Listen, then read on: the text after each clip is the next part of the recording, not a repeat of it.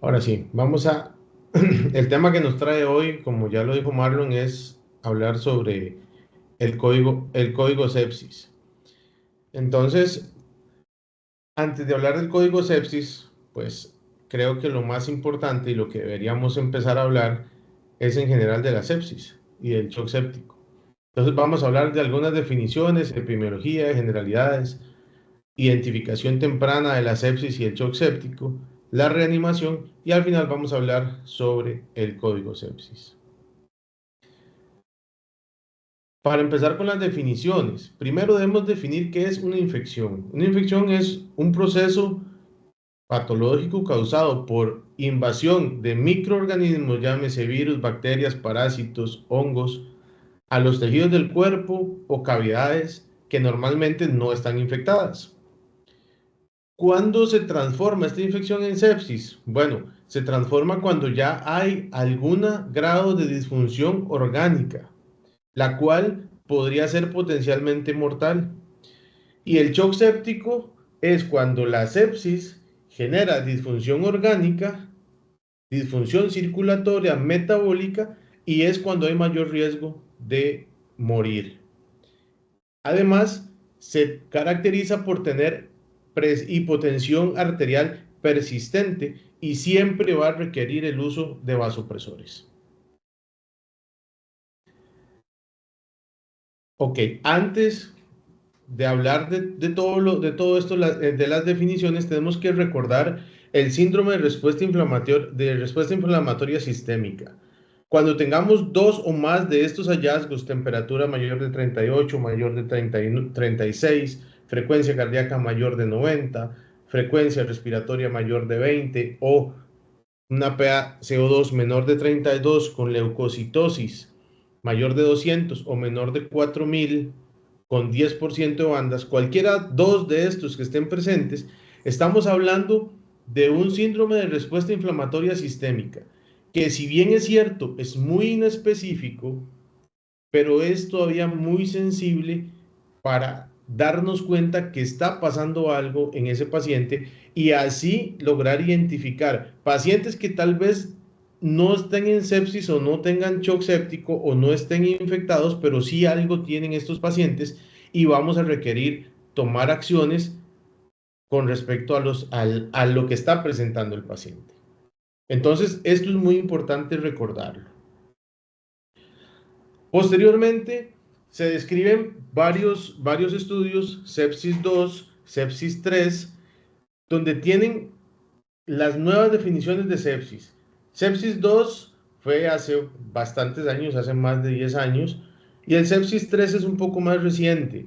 Entonces hubo varios cambios importantes porque en sepsis 2 hablábamos de sepsis con dos criterios de respuesta inflamatoria sistémica, más sospecha de una infección, y después hablábamos de sepsis severa y shock séptico, pero en sepsis 3 cambió bastante la definición, donde ya no usamos el síndrome de respuesta inflamatoria sistémica, pero sí usamos el SOFA, que es la escala secuencial de daño orgánico agudo, que debería ser mayor de 2, o QSOFA, que sería el abreviado, que ya lo vamos a ver más adelante, mayor de 2 más la sospecha de infección, y desaparece la sepsis severa, y hablamos directamente de sepsis o shock séptico.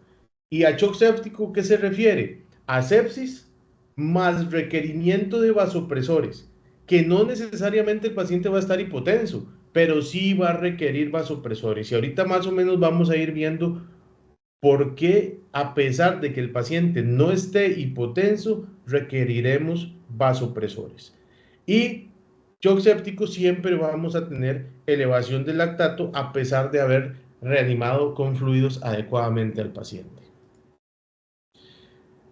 Tenemos otra escala que se hizo un poco más famosa con la pandemia, que es la escala de News to Score System, que es una escala que nos va a dar la estratificación de riesgo de tener sepsis. No nos dice que el paciente esté en shock séptico o que esté en sepsis, pero sí nos dice que cuando hay un score de 5 o 6, tiene un riesgo intermedio de estar en sepsis y por ende en shock séptico, y si es de 7 o más, pues posiblemente es alto riesgo. Entonces siempre hay que tenerla por ahí porque son armas que tenemos en el servicio de emergencias rápidamente para poder identificar los pacientes que están en riesgo de estar en sepsis o en shock séptico. Igual el QSOFA. Este es mucho más sencillo porque es meramente clínico. ¿Ok? ¿A qué me refiero? A que si ustedes ven el anterior, perdón, acá. Si ustedes ven el anterior, tiene varias variables, valga esta redundancia, donde van la saturación de oxígeno, dan la presión, la temperatura, son muchas variables que hay que ir viendo, rangos de saturación, rangos de presión arterial, que lo hacen un poco más engorroso, sin embargo es muy sensible. Ahora, el QSOFA es tres variables: hipotensión con presión arterial sistólica menor de 100, alteración del estado de conciencia y frecuencia respiratoria mayor de 22. Que aquí quiero detenerme un momento, y que esto es muy importante. La frecuencia respiratoria, mucha gente le dice el signo vital olvidado. ¿Por qué? Porque es el signo vital que menos tomamos. Y no digo toman, sino tomamos, porque también nosotros o yo en algún momento lo he dejado por fuera, y es uno de los signos vitales más importantes porque es de los primeros que se altera cuando estamos enfrentando a un paciente en sepsis o en shock séptico. Entonces, es muy importante que ojalá de acá una de las cosas que se lleven, de las más importantes, es tomar los signos vitales completos: presión arterial, frecuencia cardíaca, frecuencia respiratoria, saturación de oxígeno, glicemia, principalmente, un electrocardiograma si fuera necesario. ¿Por qué? Porque eso nos va a ayudar a identificar el riesgo de que el paciente esté en shock séptico o sepsis. Un QSOFA mayor de 2 ya hace sugiere que hay un riesgo alto de tener un mal desenlace en un paciente con posiblemente sepsis. Ahora, hablemos un poco de la epidemiología, porque podemos decir, hey, está bien, hablemos de sepsis, pero ¿por qué sepsis? Resulta que es que el 30% de las infecciones que ingresan a los hospitales tienen criterios de sepsis. Un tercio de esos pacientes, o sea, un tercio de esos 30% van a evolucionar a un shock séptico. Y de estos, un 50 de 100,000 van a ingresar a una unidad de cuidados intensivos por sepsis y van a quedar con posibles secuelas importantes por el shock séptico o por la sepsis. Y resulta que la mortalidad global, o sea, a nivel mundial de sepsis es de un 20%, y cada insuficiencia orgánica que le añadamos, o sea, por ejemplo, si el paciente tiene un distrés respiratorio y además tiene una lesión renal aguda y tiene coagulopatía, le va aumentando por cada órgano o cada sistema que vaya fallando, le va aumentando un 15% a la mortalidad. Entonces estamos hablando de que es una entidad que mata, y mata rápidamente si no hacemos algo tempranamente. Y como lo vemos acá, a nivel mundial, 48 millones por año tienen admisiones, tienen sepsis, y 10 a 37% son admitidos en UCI, con una mortalidad de 11 millones por año, o sea, un 19.7% del total de las muertes por año a nivel mundial. Y si nos vamos a los tipos de shock, que si recordamos son 4: cardiogénico, hipovolémico, obstructivo, distributivo. De esos, el 62% de los casos de shock es distributivo y se asocia al shock séptico. Entonces estamos hablando de que la mayoría de nuestros pacientes en shock van a ser de origen infeccioso. Por ende, estamos aquí. Ahora, ¿qué es shock? Porque no podemos hablar de shock séptico sin tener claro el concepto de shock en general. Shock es hipoperfusión tisular o perfusión tisular insuficiente debido a que hay una disminución en la disponibilidad de oxígeno, hay hipoxia tisular, hay alteración del metabolismo celular, disfunción orgánica mediado por marcadores o mediadores inflamatorios que se producen por la infección. A eso hay aumento en el consumo de oxígeno, hay una disminución en el aporte y a veces o en generalmente hay una utilización inadecuada del oxígeno. Hay un concepto que no es nuevo, pero casi nadie tiene la noción de que se llama disoxia. Y la disoxia es cuando hay un déficit energético, metabólico muy importante, secundario a un metabolismo anaeróbico. Entonces es un estado en el que el cuerpo no tiene suficiente oxígeno para satisfacer las necesidades metabólicas y se produce una disminución de la energía una ausencia en la producción de ATP, que es lo que usamos para producir y vivir y es nuestro combustible, por decirlo así.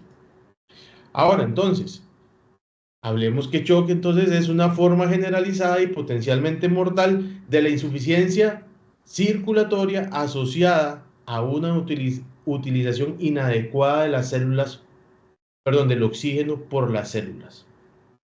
¿Y esto cómo es entonces? ¿Cómo funciona? Primero recordemos que la disponibilidad de oxígeno depende del gasto cardíaco por el contenido arterial de oxígeno. Y el contenido arterial de oxígeno depende de la hemoglobina y del oxígeno que va disuelto en la sangre. Entonces, ¿de quién depende la mayor cantidad de quién depende en mayor cantidad la disponibilidad de oxígeno? Pues de la hemoglobina y del gasto cardíaco, porque la cantidad de oxígeno que va disuelto en la sangre es muy, muy poca. Entonces, es muy importante recordar qué es el gasto cardíaco. El gasto cardíaco depende del volumen sistólico y la frecuencia cardíaca. El volumen sistólico a su vez depende de la precarga, que es la presión de llenado del atrio derecho, de la poscarga, que es la presión que debe vencer el ventrículo izquierdo para producir la sístole, y la contractilidad es la integridad de la función miocárdica por medio de la ley de Frank-Starling. Entonces, si yo tengo un gasto cardíaco adecuado, con un volumen adecuado, que es la precarga, con una presión arterial o unas resistencias vasculares sistémicas adecuadas y un funcionamiento del corazón adecuado, pues voy a tener un gasto cardíaco alto con una alta disponibilidad de oxígeno.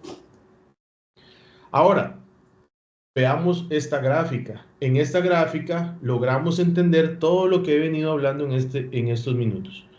¿De qué manera? Pues aquí tenemos una disponibilidad de oxígeno normal, en condiciones normales, con un gasto cardíaco a 5 litros por minuto, con una saturación al 100%, con una PaO2 al 100%, donde la liberación de oxígeno y el consumo de oxígeno está perfecto. Conforme vaya disminuyendo la disponibilidad de oxígeno, se activan mecanismos compensatorios que aún logran sostener la disponibilidad de oxígeno y no hay datos de hipoperfusión hasta un punto, que ya vamos a ir viendo esto, que en este punto empieza a haber una crisis energética a nivel global, celular y principalmente mitocondrial, que genera la disoxia. Y al final esto lo que va a generar es caída en el consumo de oxígeno, que es la VO2, y por ende las células no van a consumir el oxígeno e irremediablemente el paciente va a fallecer a pesar de que hagamos lo que hagamos. ¿Cuáles son entonces esos mecanismos compensatorios que sostienen al paciente en shock o que muchas veces nos llegan en estos estados que llamamos hiperdinámicos, donde tenemos gastos cardíacos elevados, pero son por estos mecanismos compensatorios? Principalmente el aumento de la extracción del oxígeno, mediado por una respuesta simpática adrenérgica inicial, donde tenemos aumento de la frecuencia cardíaca. Entonces recordemos que el gasto cardíaco depende del volumen sistólico por la frecuencia cardíaca. Entonces, si se cae el gasto cardíaco, la frecuencia cardíaca tiene que aumentar para sostenerlo. Y una vasoconstricción periférica con aumento de la presión arterial por medio del sistema simpático adrenérgico.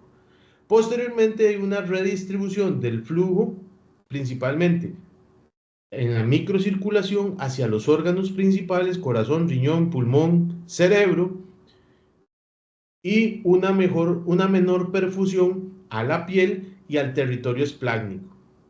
Entonces, esto logra sostener en cierta medida la perfusión de órganos vitales, pero esto es por un tiempo. Por otro lado, hay otros mecanismos compensatorios que lo que hacen es mejorar la liberación de oxígeno a los tejidos, como lo es, ya lo hablamos, el aumento del tono simpático por medio de la glándula suprarrenal, que libera aminas activas, que sería adrenalina, noradrenalina, dopamina, que lo que hacen es aumentar el tono vasomotor, el aumento de la frecuencia cardíaca y por ende aumento del gasto cardíaco.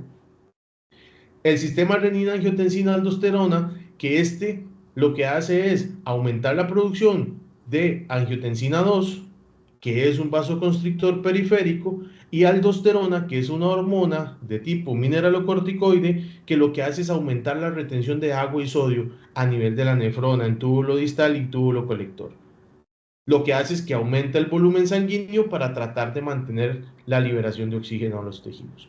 Por otro lado, se libera a nivel de neurohipófisis hormona antidiurética, vasopresina, que lo que hace es, igual que la aldosterona, aumentar la reabsorción de agua. Entonces, todos estos mecanismos lo que hacen y generan es tratar de mantener la perfusión a los órganos. Más sin embargo, estos mecanismos no son infinitos, o sea, en algún momento se van a gastar, se van a acabar, y el cuerpo va a entrar en un shock ya establecido, con hipoperfusión, con hipotensión, que entonces vamos a tener una fase de shock reversible, donde estaríamos en un estado de pre-shock o un estado hiperdinámico, que cuando se vencen los mecanismos compensatorios llegamos a un estado de shock, y si el shock persiste va a haber disfunción orgánica múltiple y va a llegar a un punto en que no hay retorno, y este shock, perdón, se hace irreversible y definitivamente va a morir. Para entenderlo más fácilmente a nivel microcelular o a nivel metabólico, tenemos que una disminución del oxígeno con una disminución de la perfusión capilar nos lleva a hipoxia, menor producción de ATP, porque recordemos que el oxígeno es necesario para la fosforilación oxidativa en la cadena transportadora de electrones que se da en la mitocondria y que produce la mayor cantidad de ATP en las vías metabólicas, y si esto no se da, pues la bomba de sodio, potasio, que depende del ATP, va a dejar de funcionar, la célula va a llenarse de líquido, se va a romper y se va a morir. Va a llegar a falla orgánica múltiple y eso va a desencadenar en la muerte del paciente. Entonces, esto es lo que nosotros debemos evitar, debemos reconocer tempranamente para tratar de evitar llegar a esto, que no haya ATP.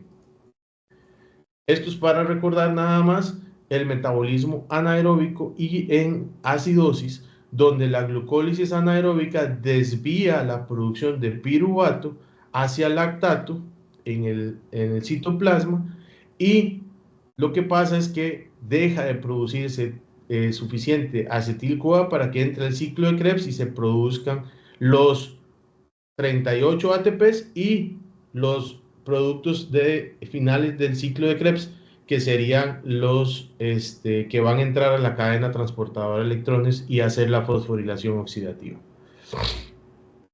Entonces, el shock circulatorio o el shock se basa en un triángulo donde hay hipotensión, sumado hipoperfusión y sumado daño orgánico, y aquí estamos hablando ya de shock con compromiso microcirculatorio, shock circulatorio.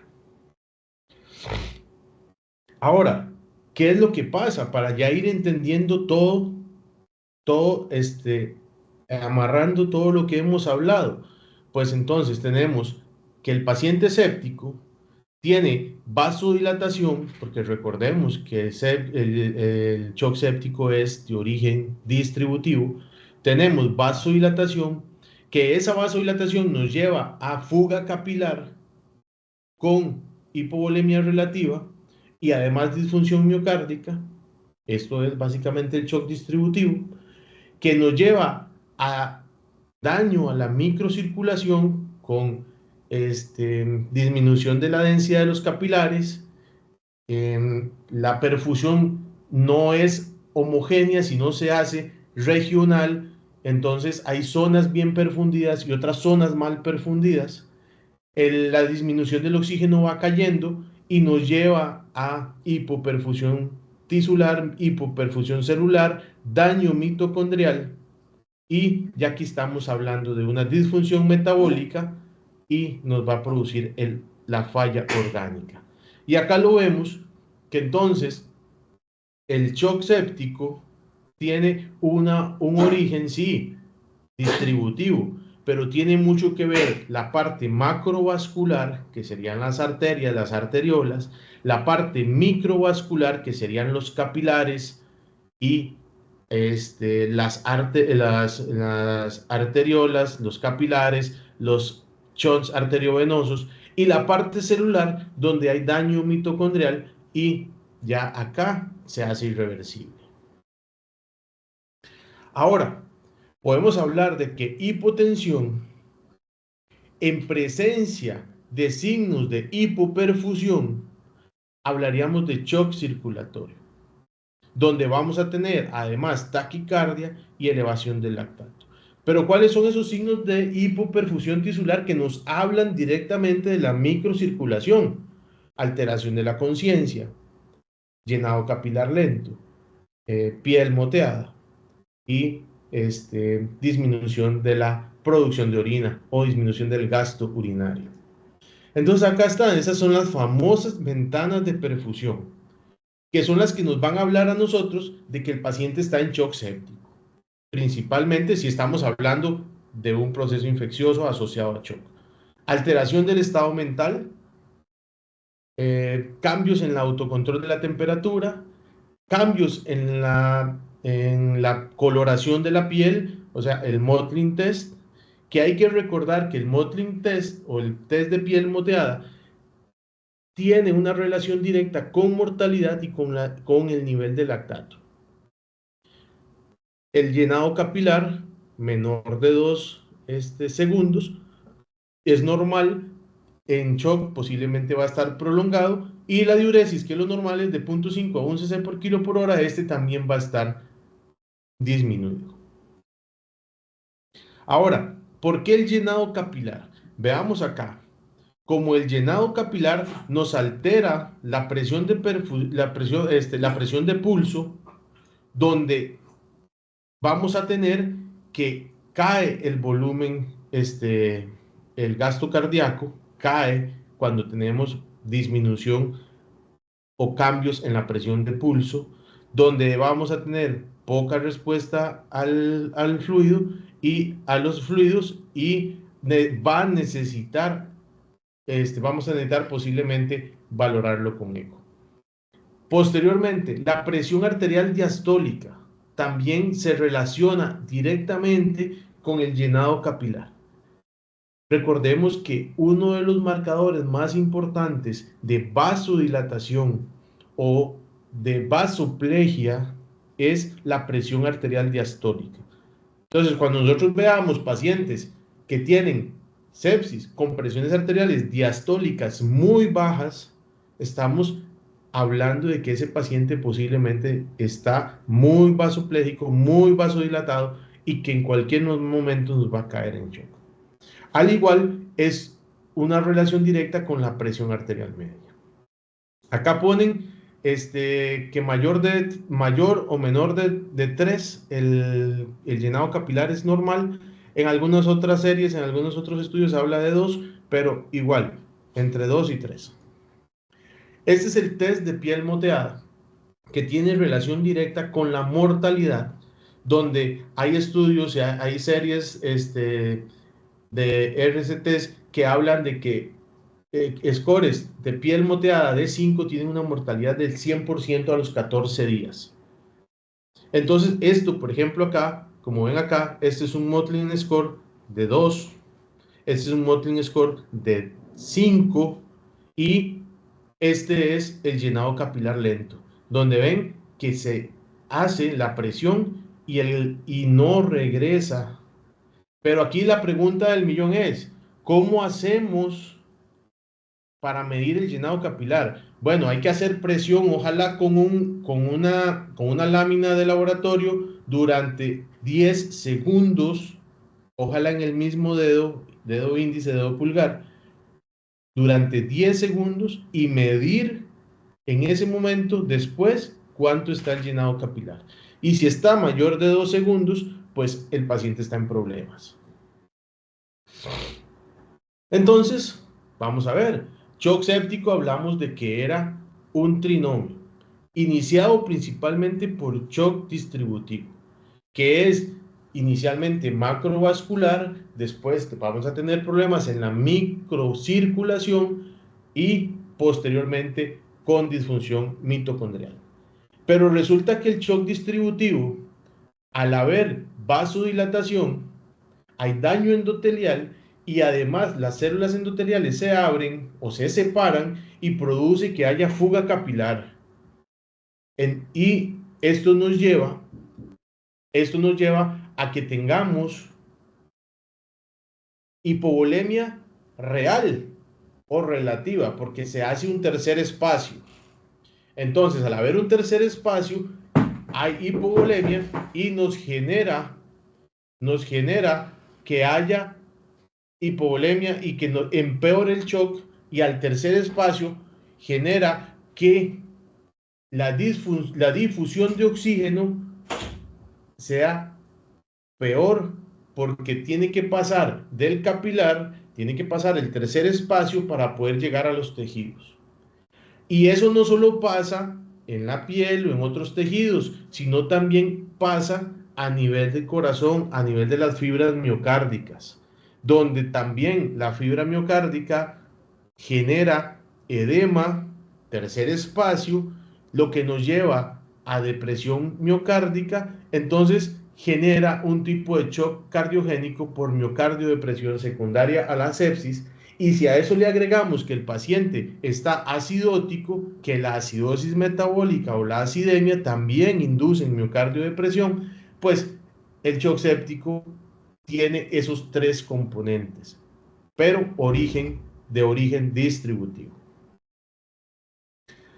Ahora, si nosotros dejamos al paciente y no lo rescatamos, no lo reanimamos, pues vamos a tener que todos estos órganos, todos estos sistemas van a empezar a fallar secuencialmente, uno tras otro, tras otro, tras otro, hasta desencadenar en la muerte del paciente.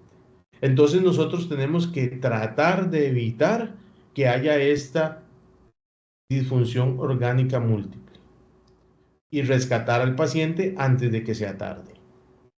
Bueno, entonces, ya hablamos y entendemos qué es sepsis, qué es shock séptico, qué es infección, qué es lo que pasa en el shock séptico. Entonces, ahora sí, la pregunta es, ¿qué vamos a hacer con estos pacientes? ¿Qué vamos a hacer con el paciente que tenemos en shock séptico que está llegando al servicio de emergencias? Y esto es muy importante porque todos los que trabajemos en un servicio de emergencias tenemos que estar atentos a esto, porque va a incidir en la mortalidad de nuestros pacientes. Lo primero es, como todo en emergencias, el ABCDE. Ver que el paciente esté respirando bien, que tenga una vía aérea permeable, que tenga una buena ventilación, buscar los datos de hipoperfusión, ver si hay algún trastorno o algún déficit neurológico y buscar los agravantes que pueda tener o los datos indirectos de shock. Ahora, es muy importante en el momento que identificamos un paciente en posible shock séptico o en sepsis, definir metas para reanimar a este paciente. Porque lo que hay que hacer es frenar todo el proceso y mejorar la perfusión. Entonces, nuestras metas sería restablecer la perfusión y tratar de alcanzar presiones medias alrededor de 65 o 70, mejorar las ventanas de perfusión, o sea, mejorar la conciencia, mejorar la piel, mejorar el gasto urinario, mejorar el control de la temperatura, y eso nos va a ayudar ¿a qué? A que la microcirculación mejore y caiga la hipoperfusión. Por otro lado, hay que tratar de medir el lactato lo más pronto posible, pero no para hacer diagnóstico, porque el lactato desgraciadamente no es un marcador que nos sirva para hacer diagnóstico de sepsis, sino nos va a servir para ir valorando si nuestras medidas o nuestras acciones van siendo efectivas y va mejorando el paciente. Y obviamente otra meta es tratar las situaciones que puedan amenazar la vida del paciente. Ahora, al paciente en shock séptico, la pregunta aquí es, ¿hay que darle cristaloides o soluciones? Sí, sí hay que darles porque el paciente está hipovolémico.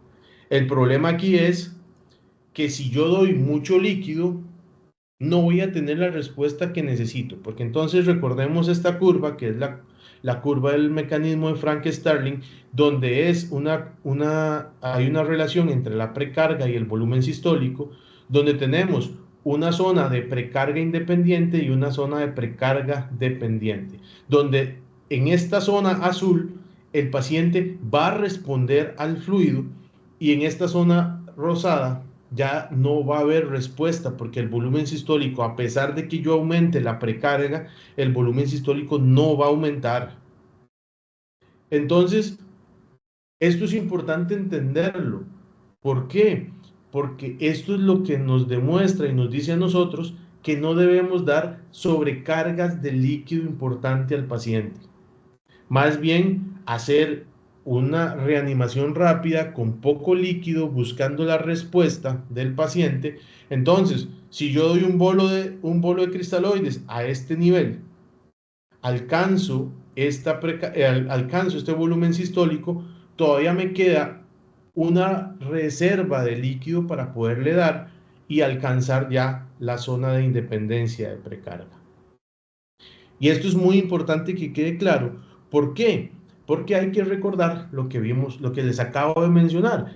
En sepsis o shock séptico, ¿qué es lo que hay? Hay disfunción endotelial, donde hay fuga capilar, generación de un síndrome compartimental intersticial, edema o un síndrome intracelular compartimental que nos disminuye la perfusión, nos disminuye la difusión de oxígeno y si yo sigo dando líquido y líquido y líquido, se va a seguir saliendo y va a empeorar todo este tercer espacio que hay acá. Y como vemos en el gasto cardíaco o en el volumen sistólico, no va a aumentar más de esta zona. Entonces el volumen sistólico, por más precarga que yo le dé, no va a aumentar, pero sí va a aumentar el tercer espacio y nos va a generar mayores problemas. Como esto que está acá. La sobrecarga de líquido genera todo esto, que no nos vamos a detener a verlo, pero sí tomar en cuenta que trae problemas respiratorios, problemas hepáticos, alteraciones cardiovasculares, renales, en la pared abdominal. Entonces, todos los órganos se ven afectados por la sobrecarga de líquido. Y actualmente estamos hablando del FAS, del síndrome de acumulación de fluidos. ¿Qué es? Que hay vasodilatación periférica, presión miocárdica, con aumento del metabolismo, con un desbalance en la disponibilidad de oxígeno y el consumo de oxígeno y fuga capilar, o sea, shock, que nos lleva a disfunción orgánica y El diagnóstico, pues, lo vamos a hacer clínico, con ultrasonido, con radiografías, con monitoreo avanzado invasivo, y hay que tratar de prevenirlo. ¿Y qué es esto? Pues básicamente que hay acumulación de líquido por sobrecarga en los diferentes órganos. Tenemos diferentes tratamientos farmacológicos, diuréticos, por ejemplo, mecánicos, que sería la terapia de reemplazo renal, y algo de soporte como el balón de contrapulsación aórtica. Posteriormente, hay que tratar, si el paciente sale bien, de sacarle todo el exceso de líquido que se fue al intersticio y tratar de rescatarlo. Ahora, ¿qué es lo importante del FAST para llevarnos a la casa? Primero, que no todo es líquido. Segundo, que hay que estar monitoreando y estar cambiando de estrategias de manejo al paciente de acuerdo a la respuesta que tenga, y tratar de prevenir tempranamente el síndrome de acumulación de líquidos. Ahora, entonces, ¿cómo hacemos la reanimación del paciente en shock séptico? Pues utilizamos el protocolo Rose, donde vamos a hacer una reanimación rápida, como lo vemos acá, guiada por bolos, una optimización, una estabilización y una evacuación. Que la evacuación es la más tardía o la más tardada, porque vamos a utilizar hasta semanas, incluso meses, para completar de sacar todo el líquido que le pusimos de más al paciente. Y acá vemos que es el protocolo Rose, donde hacemos una reanimación con cristaloides, con bolos de 4 o de 5 a 10 cc por kilo, hasta 30 cc por kilo máximo, que no es muy recomendable actualmente, con tal de ¿qué? De mejorar la perfusión de estos pacientes, ya que estos pacientes vienen con una microcirculación insuficiente, vienen con hipoperfusión, y tratar de rescatarlos. Posteriormente, ¿qué hacemos? La optimización. Tratar de rescatar los órganos. ¿Con qué? Con la prevención del FAST o del síndrome de acumulación de líquido, y tratar de llegar a ¿cómo se llama? A balances neutros. ¿Ok? Esto lo que logra es corregir la perfusión a nivel microvascular, corregir la liberación de oxígeno, controlar la fuga capilar y mejorar y estabilizar posteriormente al paciente. Ahora, ¿cómo hacemos la optimización o con qué hacemos la optimización? Pues con el uso temprano de vasopresores. No es dar y dar y dar líquidos para optimizar y alcanzar la precarga. No, es uso temprano de vasopresores para lograr controlar la fuga capilar y mejorar la perfusión. Posteriormente sigue la estabilización. ¿Qué es la estabilización? Pues es dar el soporte orgánico necesario para darle tiempo a los antibióticos que curen el proceso infeccioso sin que el paciente fallezca, básicamente. Posteriormente viene la evacuación, que es la recuperación orgánica, siempre tratando de mantener balances negativos para poder sacar el resto del líquido que quedó en el intersticio y en las células, y así lograr recuperar completamente al paciente. Entonces, vamos a ver, en shock séptico, este es más o menos este es el algoritmo que uno debería tratar de alcanzar en el manejo del shock séptico. Primero, preguntarse, ¿responde a líquidos o no responde a líquidos? Si responde a líquidos, sí, es un paciente que puede tolerar la sobrecarga de líquidos. ¿Por qué? Porque vamos a ver, si tenemos un paciente adulto mayor que tuvo un infarto, que tiene una insuficiencia cardíaca NIHA 2, NIHA 3, y o tiene una insuficiencia renal crónica estadio 3, 4, que sabemos que no van a tolerar la sobrecarga de líquido, pues posiblemente vamos a tener que considerar otras cosas como vasopresores tempranamente. Si tolera líquidos, pues vamos a tratar de darle de 300 a 500 cc como un bolo inicial, o de 5 a 10 cc por kilo en 10 a 15 minutos para ver si mejora la presión arterial. Si la presión arterial mejora, pues seguimos valorando al paciente, seguimos reevaluando al paciente y continuamos con los fluidos a bajas dosis respuesta. Si el paciente no responde a líquidos, pues vamos inmediatamente a iniciar vasopresores. Si el paciente no tolera los líquidos, inmediatamente vamos a iniciar vasopresores. Y si el paciente, a pesar del bolo de 5 a 10 cc por kilo, el paciente persiste hipotenso, pues vamos a iniciar vasopresores inmediatamente. Una vez que iniciamos los vasopresores, que pueden ser, aquí hay que definirse si es por catéter venoso central o por una vía periférica. Ahora actualmente no hay diferencia y no hay por qué no iniciar vasopresores por vías periféricas siempre y cuando sean vías de grueso calibre, ojalá antecubital y temporales, siempre tratando de rápidamente colocar un acceso venoso central. Idealmente, norepinefrina, que va a ser nuestra primera opción, a una dosis de 0.1 microgramos por kilo por minuto. Y si el paciente necesita mayores dosis o menores dosis para mantener la presión, se continúa el monitoreo. Y si sí necesita mayores dosis, inmediatamente debemos iniciar los corticosteroides. La pregunta aquí es ¿por qué esteroides?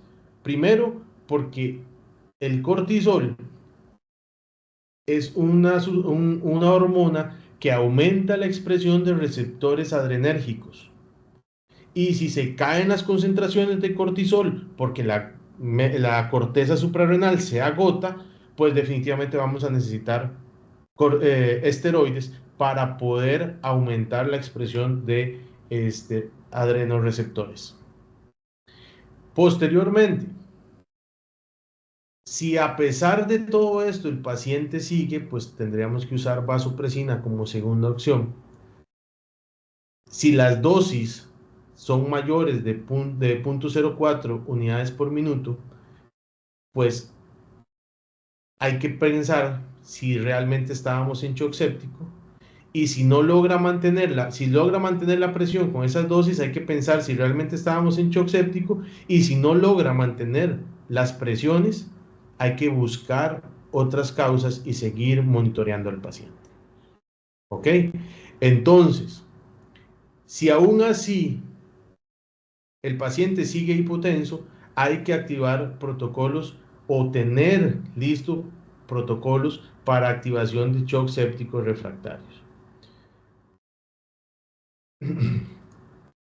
Ahora, con respecto a los antibióticos, porque la única manera de curar el shock séptico es con antibióticos. Entonces, en el caso de shock séptico debemos iniciar la terapia antimicrobiana, ojalá en menos de una hora, cuando el paciente esté en shock séptico, identificado el paciente en shock séptico. En caso de sepsis, podríamos retrasar el inicio hasta menos de 3 horas, principalmente con el fin de disminuir la mortalidad. Por cada hora que retrasemos el inicio de antibióticos, la mortalidad aumenta a aproximadamente un 7%. Entonces, no podemos retrasar el inicio de antibióticos. Hay que estar muy pilas con esto porque realmente aumenta la mortalidad. Ahora, otra cosa importante con respecto a la elección de los antibióticos es definir los factores de riesgo que tenga el paciente para gérmenes resistentes, principalmente pensando en infección por Staph aureus, meticilino resistente, Pseudomonas aeruginosa, Bacillus gram negativos multiresistentes, Cándida sp, que también nos pueden generar muchos problemas en la elección del antibiótico. Ahora, la dosis inicial de antibióticos en shock séptico debe ser, ojalá, dosis plenas, a pesar de que el paciente tenga aclaramientos renales caídos.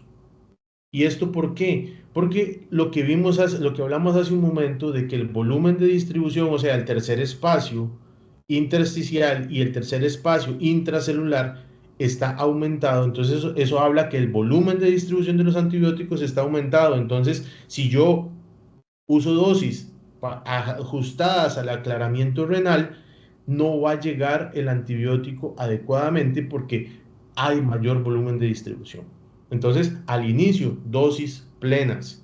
Cuando tengamos cultivos, cuando tengamos ya definido un poco mejor al paciente reanimados, si hubo mejoría en la función renal o hubo empeoramiento, pues ya podemos ir ajustando las dosis.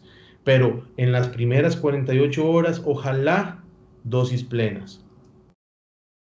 Ahora, con respecto a los laboratorios y las pruebas microbiológicas, bueno, hay que tomar cultivos antes, ojalá antes de iniciar los antibióticos, idealmente hemocultivos, urocultivos, cultivos de secreciones, de cualquier lado, estudios moleculares necesarios, si es diarrea, si es líquido cefalorraquídeo, si es secreción bronquial, etcétera, etcétera, etcétera. Ahora, para ya ir finalizando, hablemos del código sepsis, que es lo que nos trajo acá. El código sepsis es un protocolo que se activa cuando se sospecha de una infección grave en un paciente. ¿Con qué fin? Iniciar el tratamiento de forma inmediata, como ya lo vimos, el inicio de antibióticos, el inicio de vasopresores, el inicio de fluidos es lo que va a disminuir la mortalidad y el objetivo es identificar y tratar las causas de sepsis de manera temprana. Ahora bien, el código sepsis tiene que ser en cada centro. Entonces, esto nosotros en el metropolitano deberíamos tener en cada centro o uno general para todos los hospitales o todos los servicios, de manera que todo se trabaje y se active de la misma manera y disminuyamos el riesgo de mortalidad por sepsis. ¿Cómo se activa el código sepsis? Bueno, se activa desde el primer contacto que tenga el paciente con el sistema. O sea, se puede activar en clasificación o se puede activar posteriormente en la valoración inicial. Y se activa cuando se sospeche que el paciente está en sepsis o en shock séptico. Se inicia de inmediato el tratamiento y las medidas de diagnóstico. Se realiza fluidoterapia precoz y eficaz, como lo vimos hace un momento. Se administra el tratamiento antibiótico de inmediato, previo tomado cultivos, y hay que hacer control del foco infeccioso. De nada sirve iniciar antibióticos, de nada sirve iniciar fluidoterapia, iniciar vasopresores, iniciar esteroides, si no controlamos el foco infeccioso. Hablemoslo así, si yo tengo un absceso intraabdominal porque tengo un divertículo perforado y a ese paciente no lo llevan a sala, le lavan el abdomen, le quitan el proceso infeccioso, ese paciente no va a mejorar nunca y va a fallecer por el shock séptico. Entonces, el manejo del código sepsis tiene que ir de la mano con los otros servicios: radiodiagnóstico, laboratorio, servicio de cirugía, unidad de cuidados intensivos y servicio de emergencias. Y podemos agregar algunos otros servicios. ¿Por qué? Porque de todo eso depende el código sepsis. Ahora, en la Caja Costarricense del Seguro Social, en el Hospital Calderón Guardia, ya ellos definieron su código sepsis y este es el algoritmo que ellos usan. Si quieren se los puedo pasar después para que lo revisen. Es un poco largo y no vamos a detenernos mucho en revisarlo, pero sí es importante tener en cuenta que hacia esto debemos ir, ojalá, en nuestro hospital, en nuestros servicios, para poder disminuir la mortalidad por sepsis. Ya para finalizar y como conclusiones, debemos identificar el estado de shock tempranamente para disminuir la mortalidad, tratar las condiciones que amenacen la vida, hacer un diagnóstico diferencial de shock desde el punto de vista clínico, porque a veces tenemos shock mixtos, entonces no sabemos si es hipovolémico o escéptico o tiene algún otro origen, entonces hay que tratar de hacer ese diagnóstico diferencial, tratar oportunamente y dirigido por metas el shock séptico y activar tempranamente el código séptico de cada servicio. Ok, perfecto. Estoy literalmente reproduciendo de otra tablet, pero bueno, aquí vamos, ¿ok? Pura vida, Bueno, adelante. como les decía, voy a refrescar y retroalimentar con base a los conceptos que dio el doctor Watson.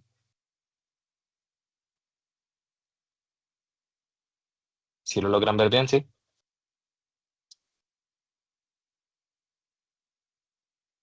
Ok, Adelante, estoy bien, Jorge. perfecto. Como primero, tenemos que el código sepsis es un sistema que se activa para identificar de manera oportuna una sospecha de infección.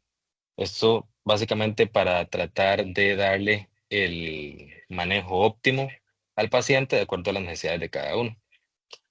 Un dato interesante es que la implementación de este código sepsis en un sistema de emergencias acorta la duración a las estadías en UCI a cada paciente crítico por la patología. ¿Ok? Vamos a decir varias definiciones importantes de igual manera.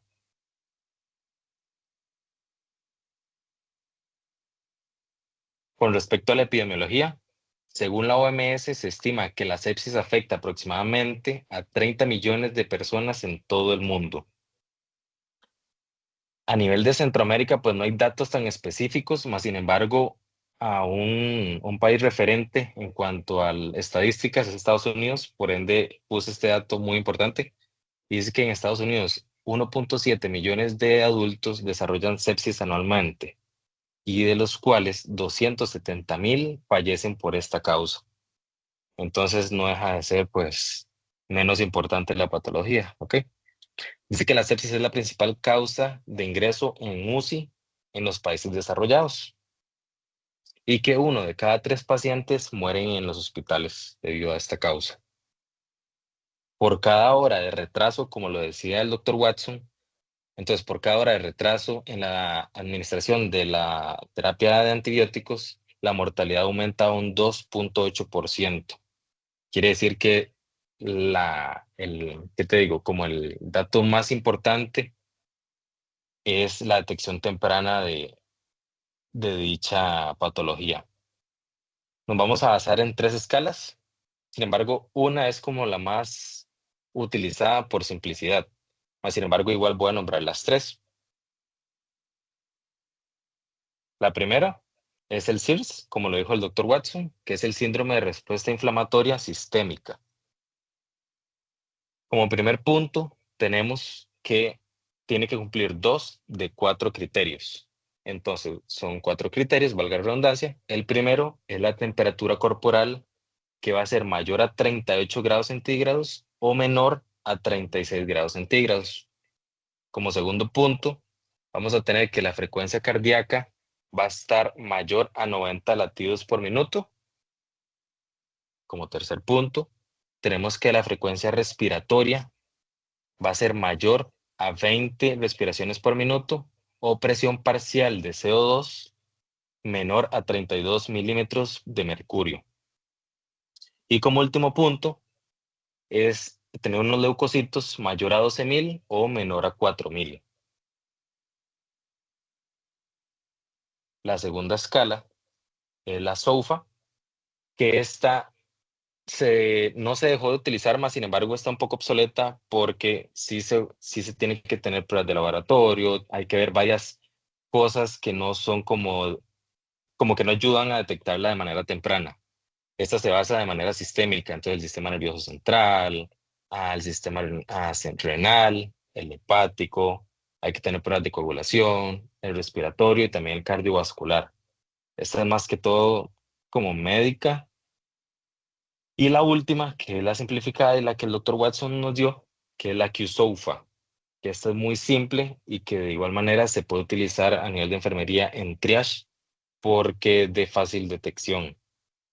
Dice que esta es positiva si se cumplen 2 de los 3 criterios.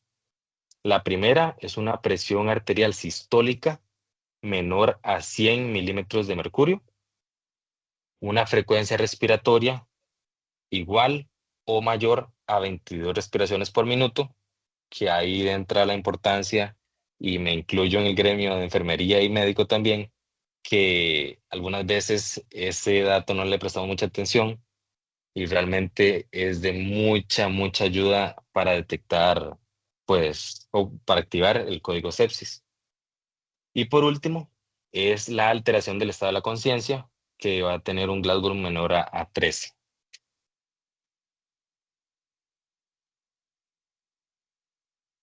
Sitios de detección y activación de código sepsis, perdón, van a haber dos.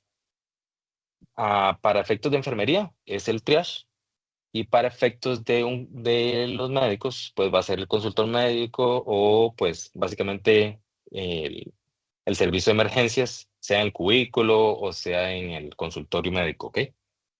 Entonces, para efectos de enfermería, ahí vamos a estar en el triage, en la toma de signos vitales. Llámense la presión arterial, la frecuencia cardíaca, la frecuencia respiratoria, la temperatura, y no deja de ser menos importante, que tal vez no se nombra ahí en las escalas, pero la saturación de oxígeno, como lo decía Watson. Si nosotros vemos al paciente, pues sí, la parte de los signos vitales es muy importante, es primordial, más sin embargo, mientras nosotros vemos o tomamos los signos vitales, también está la parte de la observación al paciente. Nosotros desde que pasamos la ficha y vemos al paciente, vemos palidez, vemos a un paciente sudoroso que no responde tanto a las indicaciones que nosotros le digamos, con solo el hecho de que nos diga el número de cédula o el nombre de él, ya nosotros ahí podemos ir detectando cómo está el estado de la conciencia, si está alterado o si realmente pues no tiene tanta alteración. Entonces, en la parte de triage sí es de suma importancia, y para mí es de las primordiales en la activación del código sepsis, porque nosotros detectando que hay una alteración en la conciencia y nos basamos también en la toma de signos vitales, y si hay una alteración, ahí básicamente podemos detectar o activar el código sepsis. Y si detectamos la alteración, entonces, ok, listo, pasamos los signos, pasamos al paciente y todo. Vamos a hablar con el médico, le decimos de una vez que tiene un paciente o el paciente que sigue, pues tiene alteraciones. O en lo personal, literalmente lo pasamos, lo acostamos en una camilla y de una vez le decimos al médico, pues todo el caso, y que activamos el código sepsis. Entonces, esta parte de enfermería sí, y es la que realmente como que recalco más, va en la detección temprana, desde la toma de signos vitales y desde la observación al paciente. Y nosotros pues tenemos criterio para literalmente pasar al paciente, acostarlo en una camilla, monitorizarlo y de una vez decirle al médico pues el caso y activar el código sepsis. Y por otro lado, como les decía antes, está el consultorio médico, que esto ya es básicamente la valoración que le da el médico al paciente, ¿ok? Aquí está el protocolo de enfermería. Entonces, como primer punto tenemos lo que les decía, el criterio de nosotros para poder trasladar a un paciente desde la sala de espera hasta el servicio de emergencias, pues sí tenemos criterio para hacerlo, y lo vamos a hacer no de manera, pues, ¿qué les digo? Como inventada o sacada de la manga, sino de que sí tenemos, uno, criterio, y dos, también tenemos como la parte científica con base a esos conocimientos que estamos adquiriendo hoy para realizar esto, ¿ok? Entonces, el primero es trasladar al paciente a sala de shock y activar el código sepsis. ¿Qué vamos a hacer cuando trasladamos al paciente a sala de shock porque hay sospecha de sepsis? Uno, monitorizar al paciente, colocarle todos los dispositivos, el oxímetro, colocarle el monitoreo cardíaco, el manguito de la presión, tomarle la temperatura, la glicemia, que no deja de ser menos importante. Lo segundo es que vamos a canalizar dos vías periféricas. Lo ideal es que sea un catéter 20 o 18 y que sea, como lo decía el doctor Watson, que estén ubicadas a nivel de antecubital. ¿Ok? Y por último, ya sea cumplir las indicaciones médicas, sea colocación de una sonda nasogástrica, colocación de una sonda Foley, seguir con otras indicaciones médicas, aplicación del tratamiento o aplicación ya de de soluciones de mantenimiento para ayudarle al paciente. Entonces, en resumen, a mi criterio, en la parte de enfermería, la parte más importante es la detección temprana de dicha patología. Entonces, siempre en triage, pues prestar atención no solo a la toma de signos vitales, y si no vemos como que están alterados, pues listo, lo decimos que esperen en la sala de espera, sino hay que basarnos también en la parte clínica, en decirle al paciente, hacerle preguntas no solo a los familiares, porque a veces si el paciente no nos responde, pues nos basamos en lo que dicen los familiares y dejamos de prestarle atención al paciente. Siempre prestarle atención, hacerle las preguntas, ver el estado de la conciencia que no está alterado, y pues básicamente sería eso de mi parte.